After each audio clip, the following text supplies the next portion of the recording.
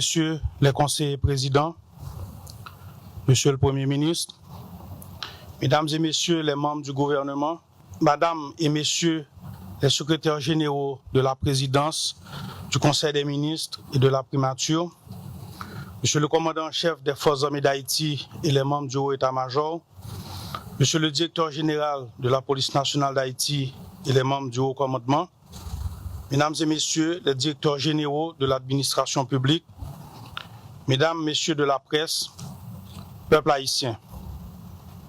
En ce 2 janvier, journée des héroïnes et des héros nationaux, la nation haïtienne se recueille pour honorer la mémoire de celles et ceux qui ont tous sacrifié pour que nous soyons libres.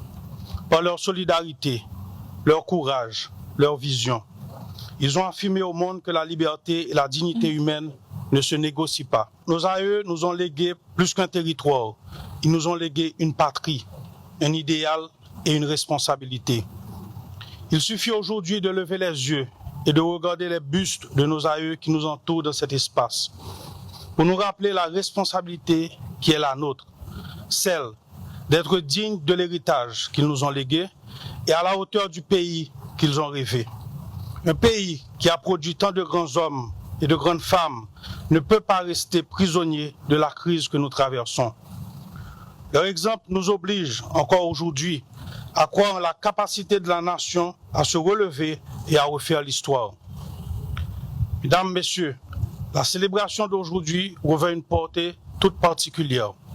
Pour la première fois, en un 2 janvier, les héroïnes de l'indépendance, Catherine Flon, Sanit Belair, Toya, Marie-Jeanne Lamartinière, Suzanne Louverture sont exposées à leur juste place.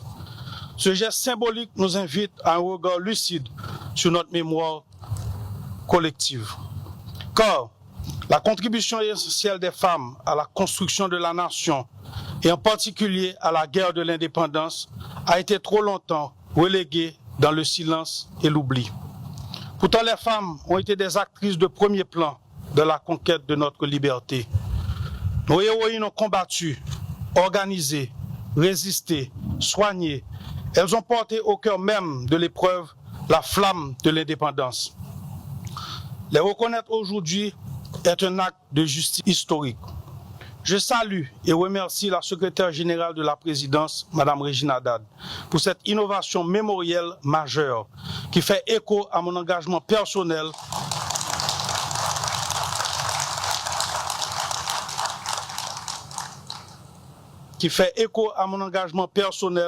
en faveur du leadership féminin et à la volonté de notre pays de promouvoir la participation pleine et entière des femmes à la vie nationale. Mesdames, Messieurs, aujourd'hui plus que jamais, cet héritage nous interpelle.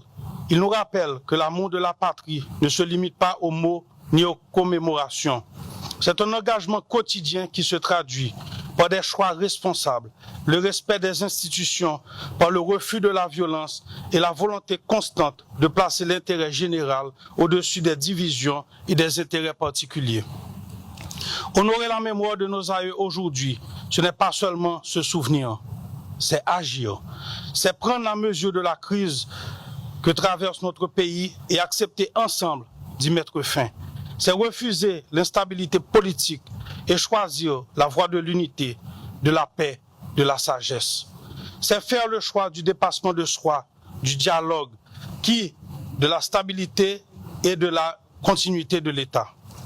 Cette responsabilité incombe à toutes les forces vives de la nation, à la jeunesse haïtienne, héritière de l'idéal de liberté, aux femmes, piliers de la nation, à la diaspora, force essentielle de reconstruction, aux partis politiques, aux syndicats, au secteur religieux, au secteur privé, à la société civile, aux paysans, aux médias et aux universités.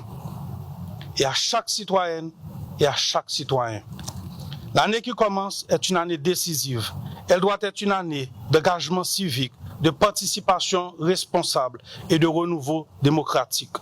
Si nous avançons ensemble dans le calme et la responsabilité vers les élections, la stabilité et le développement, alors nous pourrons regarder nos aïeux avec fierté et dire « Nous avons été à la hauteur de ces sacrifices ». J'invite chacune et chacun à garder vivant tout au long de l'année le symbolisme de la mémoire des aïeux. Les honorer, ce n'est pas seulement se souvenir un jour, c'est poser chaque jour des actes responsables. C'est accepter les sacrifices nécessaires aujourd'hui, demain, dans un mois, le 7 février et l'an prochain pour prouver que nous sommes un grand peuple. À cette heure décisive, que chacun prenne pleinement sa responsabilité devant l'histoire, devant la nation et devant la mémoire de nos aïeux. Faisons le choix de l'unité, du courage et d'un meilleur avenir pour ce pays. Vive la mémoire de nos aïeux, vive la mémoire de nos héros et héroïnes, vive la République, vive Haïti.